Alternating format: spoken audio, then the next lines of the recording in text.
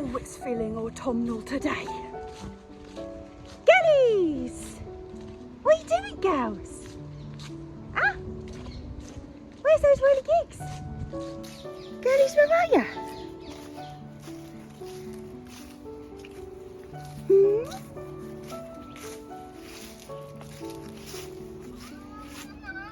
Where are you, girlies? There you are, chickens. Beauty girls, what were you doing inside? Is the weather pants? Yes, it is. Isn't it? Terrible weather.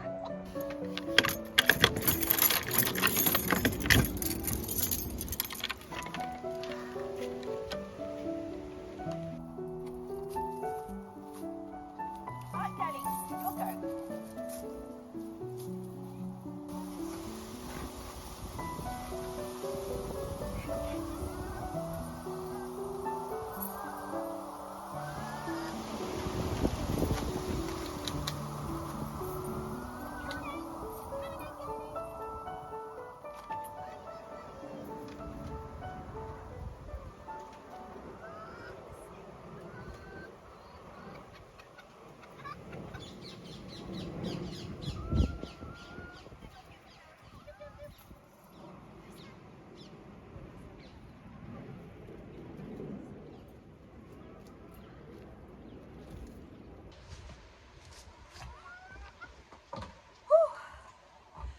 Oh, getting stuck to the screw sticking out the side of the shed. Actually, that hook's a bit dangerous where it is there because I don't have any bags on it. Do you remember last year? My goodness, it's windy. I'm so sorry. I hope you're not getting wind damage. You probably are, aren't you? Shall I bring you in the shed? I think so.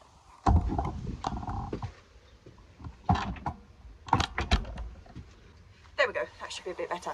Yeah, those screws that are sticking out of the wall just down there are where I had the paper bags. Do you remember last year? Or was it last spring? Might have been winter. Can't remember. Sometime in the fairly recent past. I bought square paper bags and just had them hanging in the shed for picking stuff. And they have been a revelation, but we've run out. So I'm gonna have to reorder some of them. But I've had a couple of questions about them in the past, so I will put, they're super cheap. Just buy a big wadge and just hang them on there. I put like, they come with a string loop, just stick them on, you know, a screw sticking out the side of the shed. So handy, because obviously we pick most of our stuff and put it in that basket to take home. But some things, like if you're picking soft fruit, or you want to keep all your chili varieties separate or whatever, it is advantageous.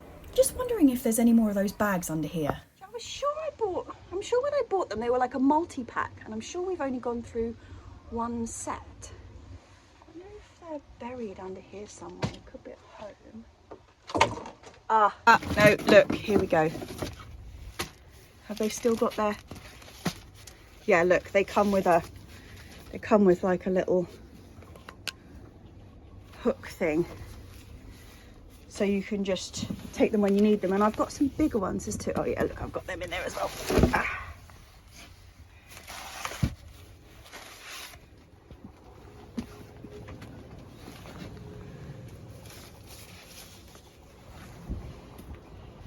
So not only was that a tangent, it also wasn't relevant because I don't need to buy any more. I've got them, but I'll still put the link underneath. They're very useful. Right, anyway, that is not how I intended to start this video. I was supposed to say, good morning, chaps. And the weather is not fantastic today. It is very, very grey. It is very autumnal, which is quite nice. Yeah, it's grey and windy, but it is not cold. It is actually really, it was about 14 today.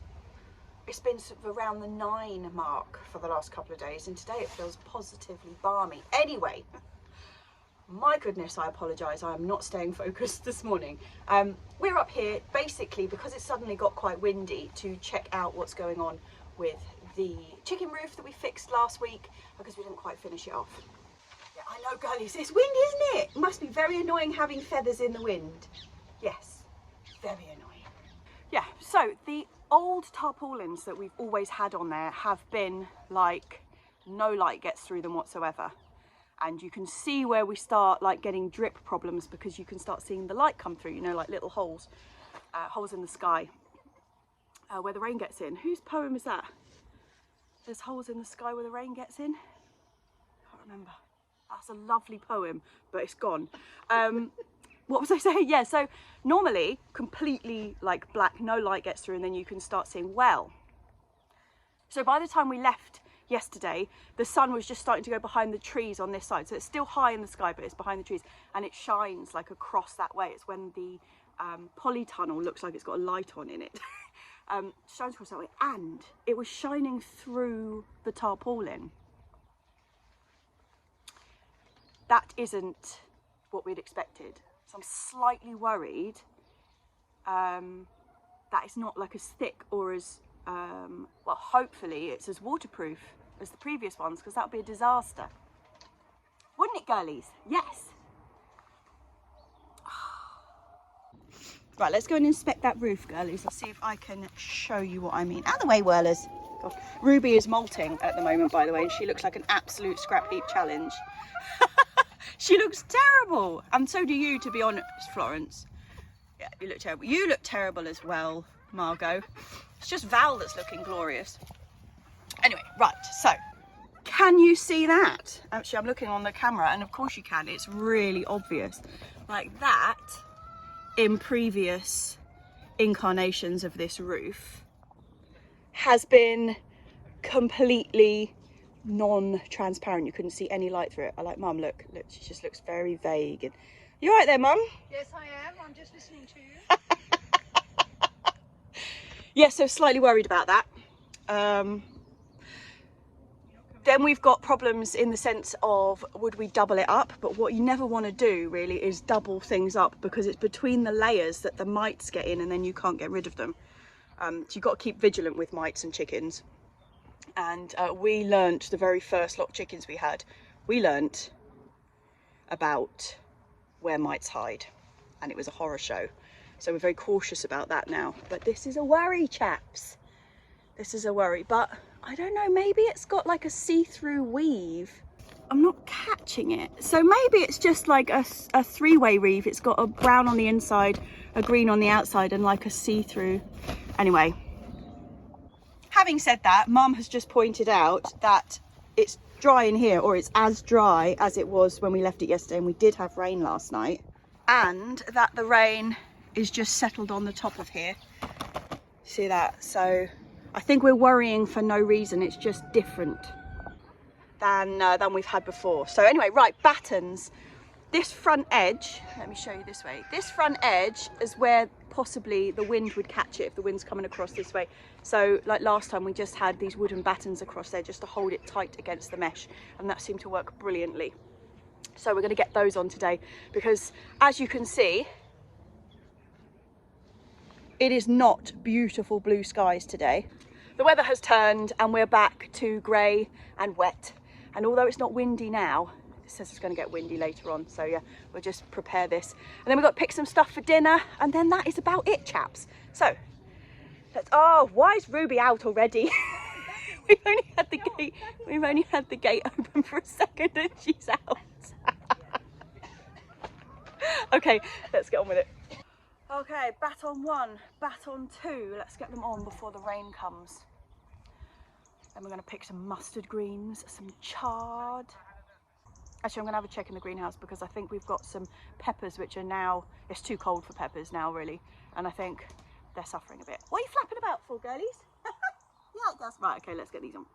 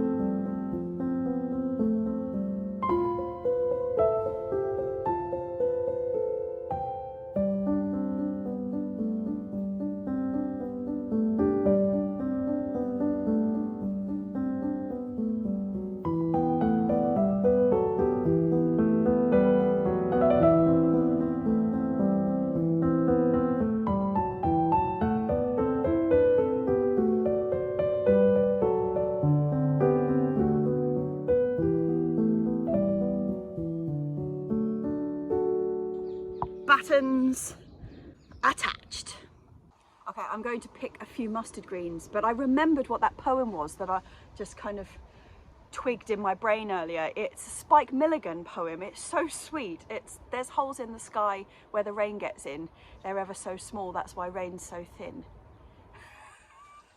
I love that poem. Yeah, good old Spike Milligan. Right, mustard greens.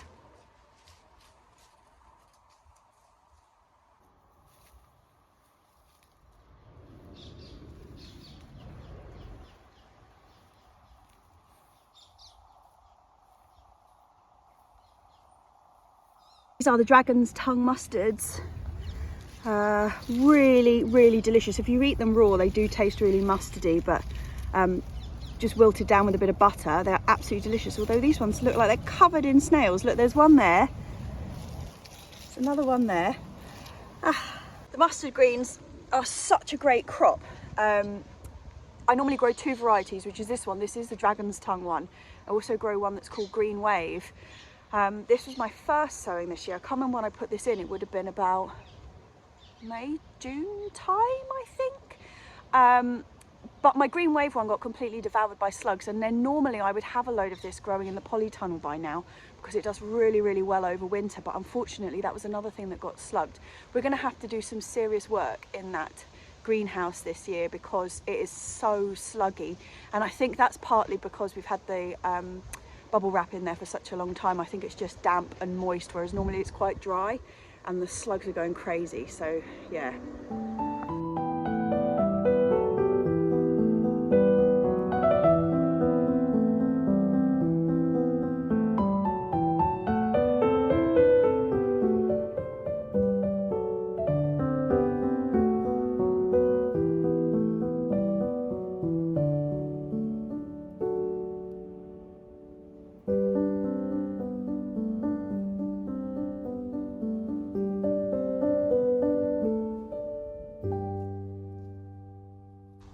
Yeah, the mustard greens, they're cool. I mean, the leaves, these ones have been around a while, so you can't see it so much, but when they're young plants, like that purple veining, it's a beauty.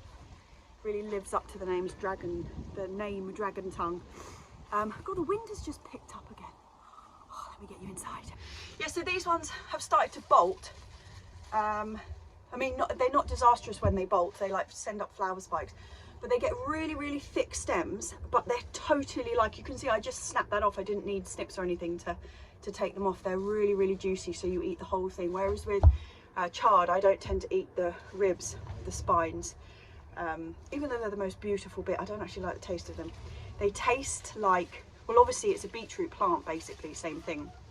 And the stem is where the real earthiness is. But whereas with a beetroot, you've got the mixture of the earthy and the sweet, which is, I love beetroot. I don't really like it when it's just like tastes green and earthy. It just tastes muddy. So I don't eat the stems of chard. Anyway, I do eat the stems of mustard greens. Okay, I don't think I'm going to take, I said I was going to pick some chard earlier, but I don't think I'm going to actually. I think I'm just going to stick with these. That's quite a lot.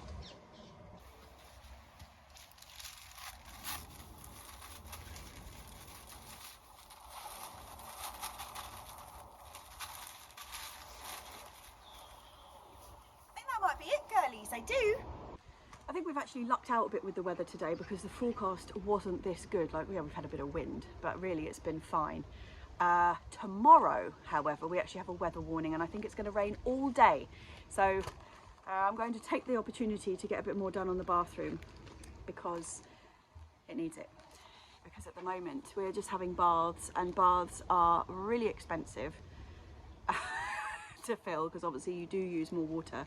And also, it's just not the same sitting in soap suds as it is, you know, you can wash them all off yourself and step out of the shower a new woman. I prefer to sit in the bath and watch YouTube, not actually have to wash my hair, etc, etc. Right, stop whinging, woman.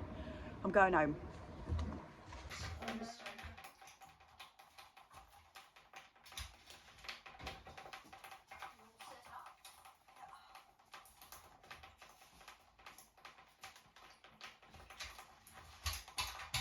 Could you just hook that over that so it's not on top? On the bottom.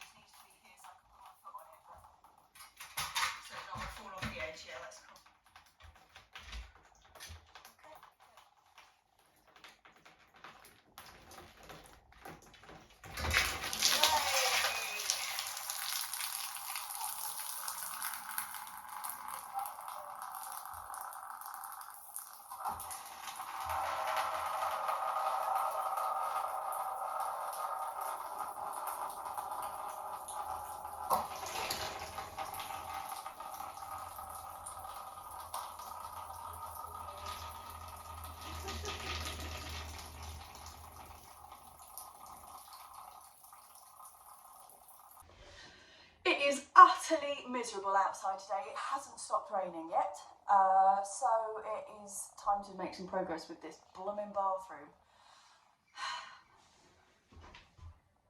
I've just taken the catch out of here. That is looking straight down into the kitchen. Next job is to get the shower tray back in.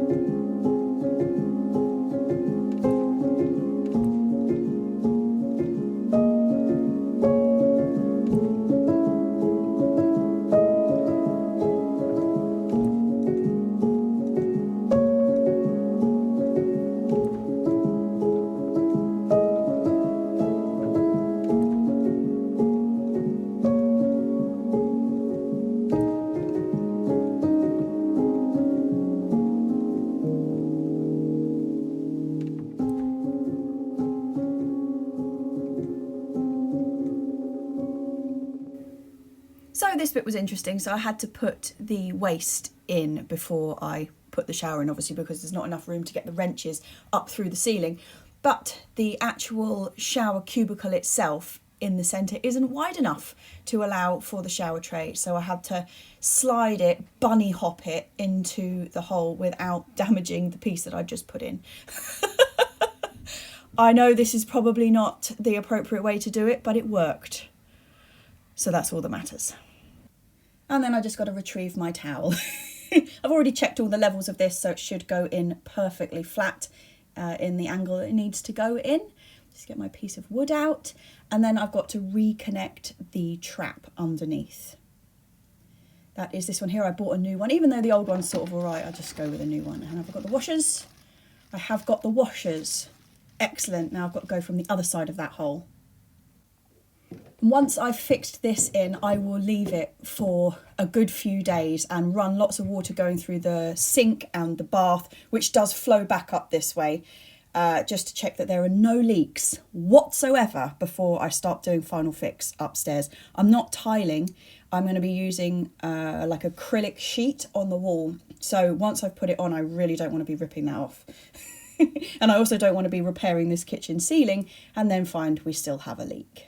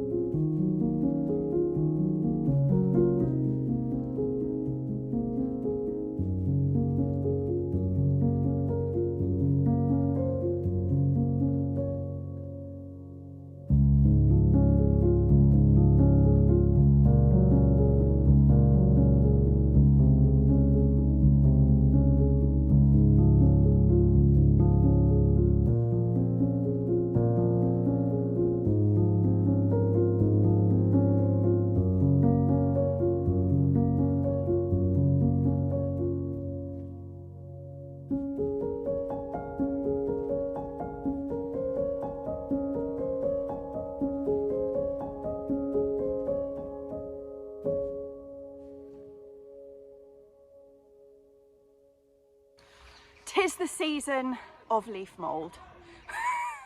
So we always rake the paths. Any of the leaves that fall on the paths, we rake them up because two reasons. Firstly, it kills the grass. By the time spring comes along, if we've left all the leaves on there, the grass is in an absolutely atrocious state. And secondly, it's blooming slippery and absolutely lethal because it gets the grass starts rotting, and then you've got the slippery leaves on top, and then it's all over. Mum already had her hip replaced once.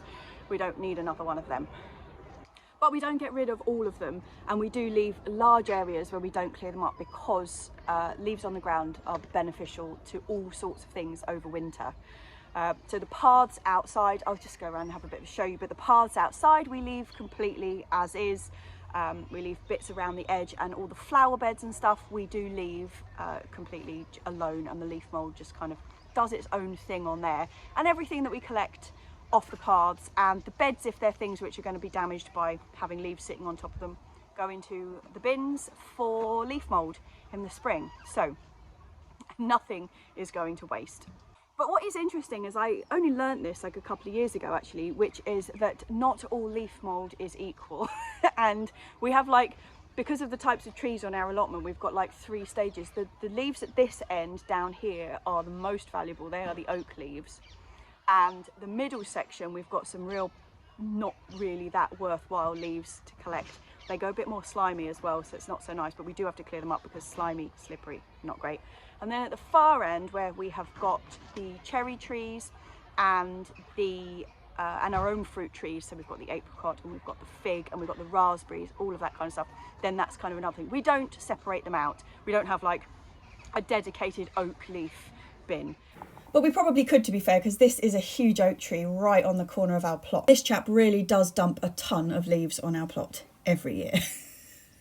So when deciduous trees are getting ready to dump their leaves in the autumn, the tree itself reabsorbs almost all of the nutrients back into itself to hold on for next year, which makes perfect sense. You wouldn't just chuck all that away. But what is left in the leaves is like what their structure is made of, which is something called lignin, which is an incredible thing. And the reason that I'm saying that the oak tree leaves are particularly good in this is because they have a really high lignin content, along with things like beech and birch, and also I think hornbeam has it as well, but we just have this oak tree really, so I'm focusing on the oak leaves.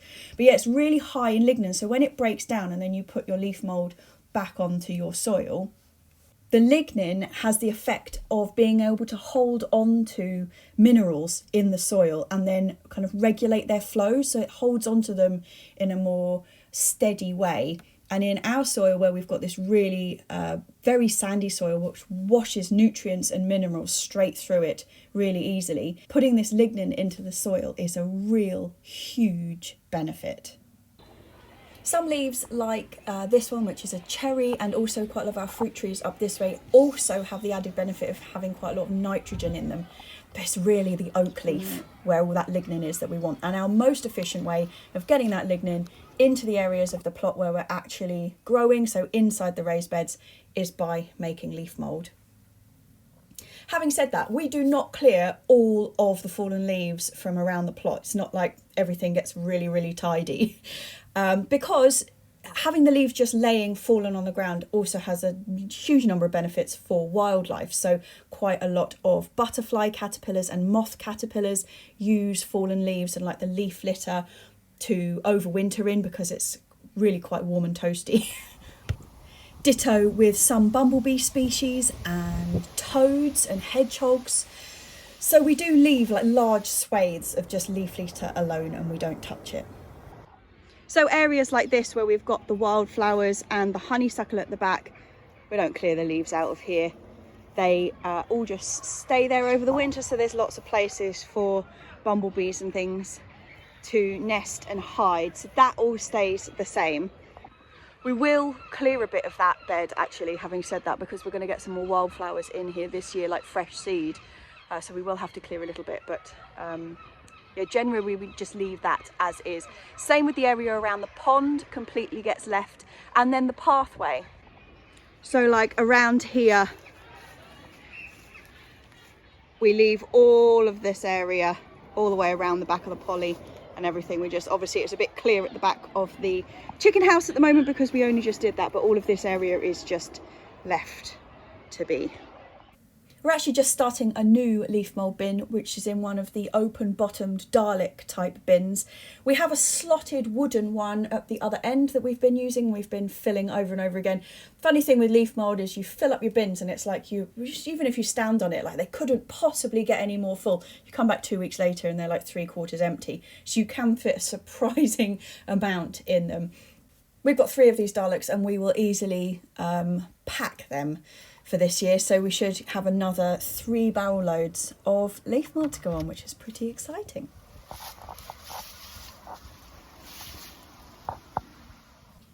This is our dedicated leaf mould bin. This has been refilled repeatedly over the year. We started this one at the end of autumn last year. You can see that is rotting down. We've actually only just added this top layer before we realised we were going to fill the Daleks. So it still looks a bit leafy. But I do have here a bag of leaf mould that is ready to go out on the soil, or in fact be used as seed compost. Hang on, that just looks like soil. Let me just roll this down so I can show you.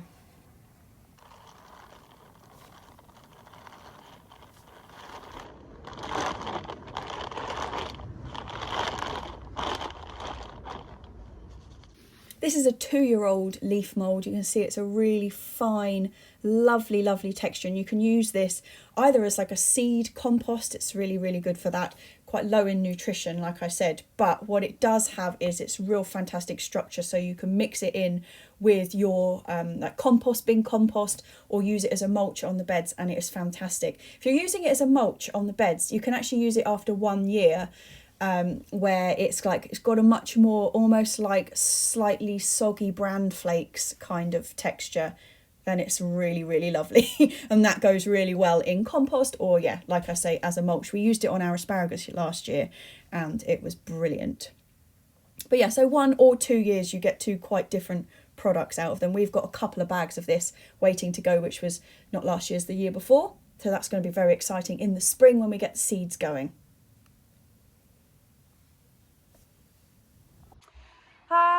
But I think I'm done for today. You do too much raking, it all goes horribly wrong.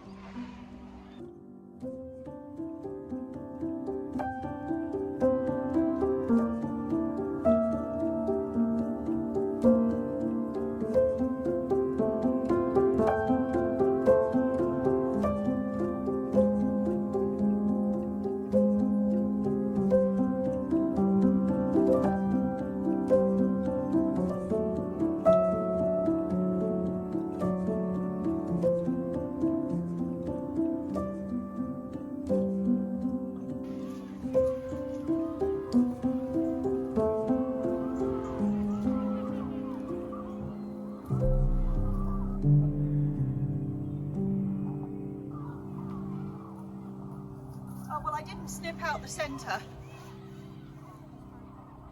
I thought I was snipping the centre, but I cut the whole thing off. Well, I did not do that brilliantly. I meant to just snip the top off this lettuce, but it turns out that most of these leaves are actually all hanging down, and when I chopped it thinking I was only going to take the top, actually I've taken the whole blooming thing off. So we don't have this lettuce anymore. It's supposed to be cut and come again, it was just cut and go. Never mind. Whoops. I'll just wash it all and process it, and we'll store it in the fridge. Whoops.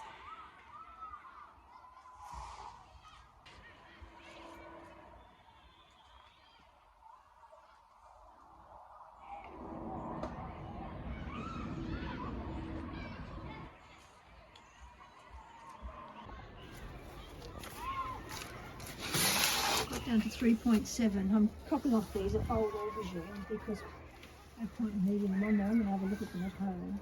I know you said you can't eat them.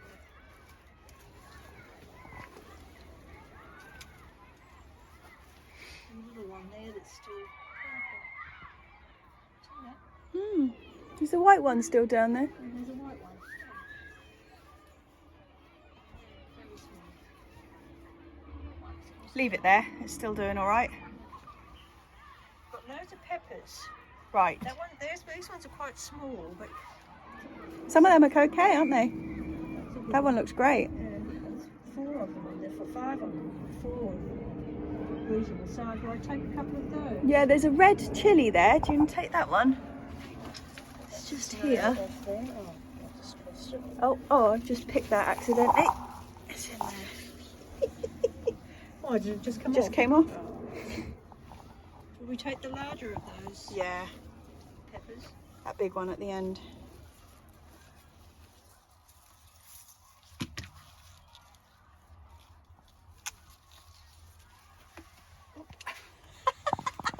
Alright, let's go and put them in there. Nothing else in here, is there? No, but we're just looking over here. The peas are up. See, these little chaps are all coming good. The broad beans are coming along nicely. No, they have taken a while, haven't they? Garlic's starting to show. Just in that corner over there too. So things are moving along. These peppers aren't long for this world though. I was thinking about taking them home and putting them in the conservatory at home, but it turns out the conservatory is just as cold as it is in here. So wouldn't do them much good. Yeah, I think we're probably just approaching the end of peppers. Oh, sun's back out. Whew. Just enjoying this last bit of sunshine because, I mean, it's approaching like 3 o'clock now, so the sun's going to disappear any second. But we've got 3 days of rain coming up, so haha. Just absorb. Actually, I tell you what, before I go, I've just been having a bit of a look around. You know, like last week when I did kind of a bit of a montage of stuff, that's what the allotment's like right now. There's just so many things looking lovely. Like, I know it's the end of the season, but there's loads of like seed pods and stuff. And although I am not ready for Christmas yet, I'm thoroughly not ready for that. Some people, namely JB and Tony, have already got their Christmas trees up. I know, total shock face. Mum hates Christmas, and so I have to fight to get a tree every year, and we only ever get one like about a week before Christmas maximum. So yeah, I'm a mixture of horrified and jealous that they've got their Christmas trees up already. Yeah, Christmas is a little step too far for me right now. I mean, it's still November. However, what with feeling so incredibly autumnal and festive, not Christmas festive, but festive, you know, like cozy, fires, that kind of thing, I think I'm going to wander around and pick some bits and pieces to do the wreath this evening.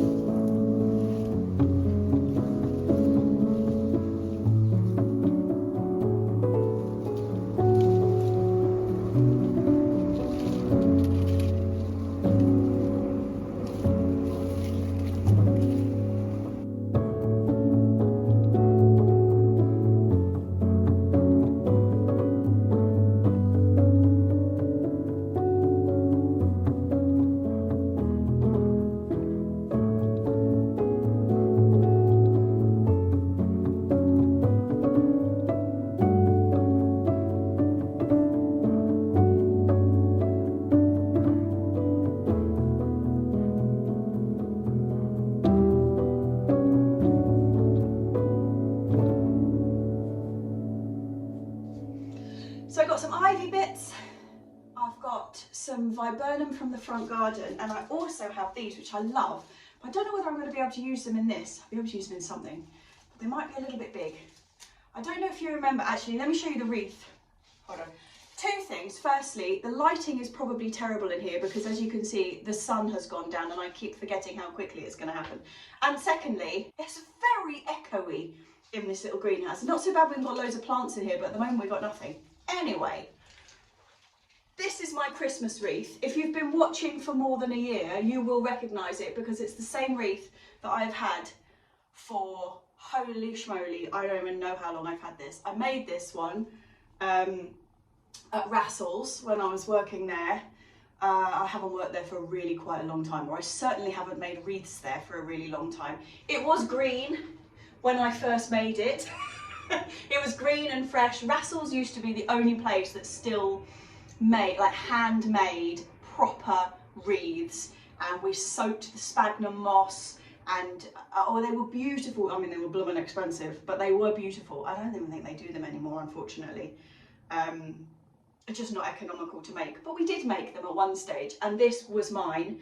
It has been pimped and repimped for about 10 years now. And last year, oh, stuck to the hair.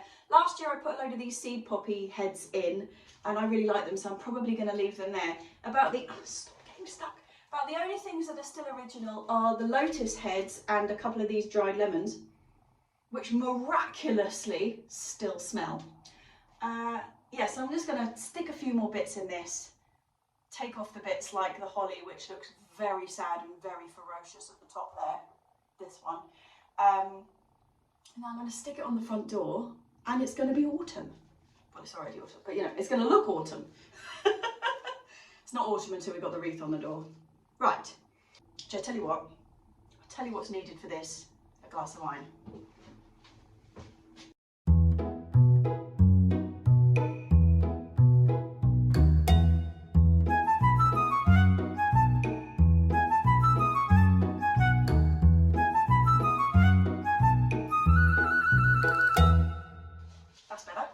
Cheers, chaps.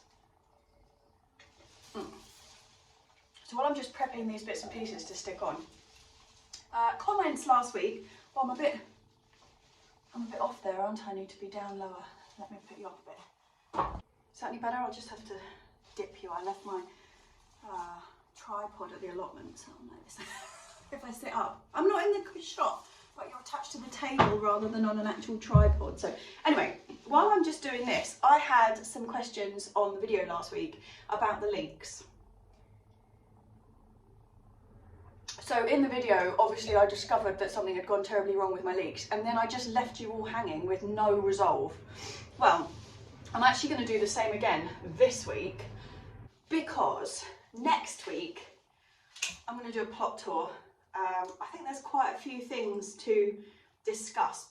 Things that are there now, but also things that I will do differently next year, and a bit of planning session.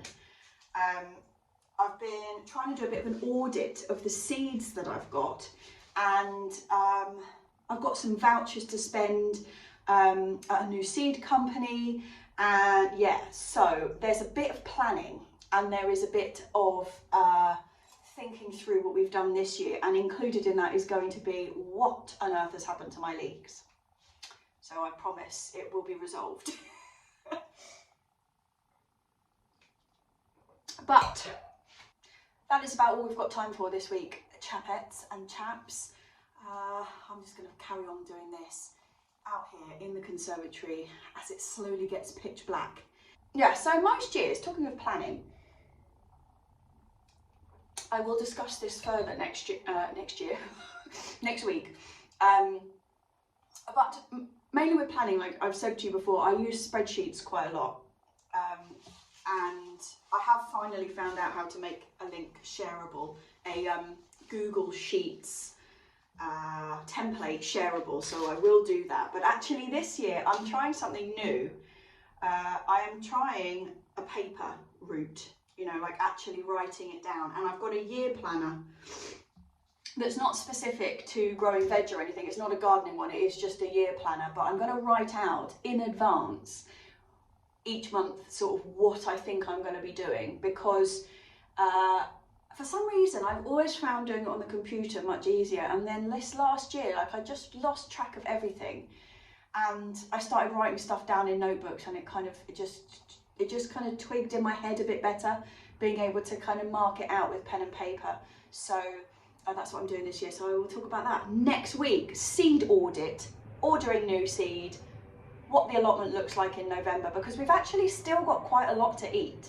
I was going through this the other day with Mum because we were trying to work out what we were going to take home for dinner, and yeah, we had like a lot of options, which was quite good. Actually, I've just realised this is really reminiscent of my video number 1, my first vlog I did. I'm huddled in here as well. I mean, it's the middle of the day and it's quite like bright and breezy, but yeah, it's a really similar like camera angle of me not quite getting it right. Oh well, looks like 3 years later I haven't learned much.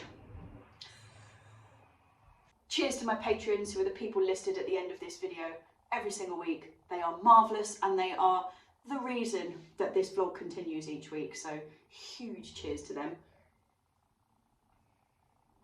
And cheers to everybody else. I hope you have a lovely week.